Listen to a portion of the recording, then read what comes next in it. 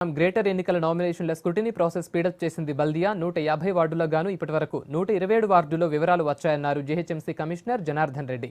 ఇంకా 23 వార్డుల వివరాలు రావాల్సి ఉందన్నారు. మొత్తం నామినేషన్లలో 2984 వ్యాలిడ్ అయ్యాయని, 114 నామినేషన్లు రిజెక్ట్ అయ్యాయని చెప్పారు. మోడల్ కోడ్ ఆఫ్ కండక్ట్ కింద 1,00,000కు పైగా ఫ్లెక్సీలు, బ్యానర్లు తొలగించామన్నారు.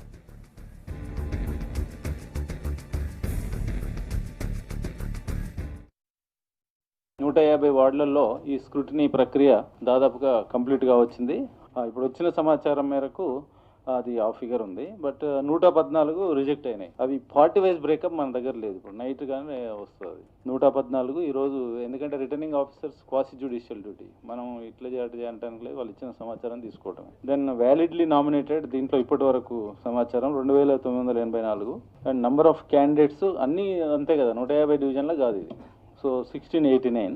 సో ఇది మనకు ఓన్లీ సే 70-80% ఇన్ఫర్మేషన్ కరెక్ట్ అనే పాయింట్. ఈరోజు యాజ్ యూజువల్గా ఈరోజు వరకు 1,62,078 కట్అవుట్స్, ఫ్లెక్సీస్, బ్యానర్స్, పోస్టర్స్ ఇవన్నీ తీసేయడం జరిగింది. ఈ ఒక్కరోజే 10,767.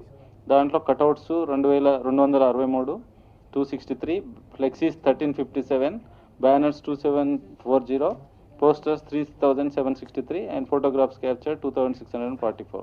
So cumulative ga 1,62,078.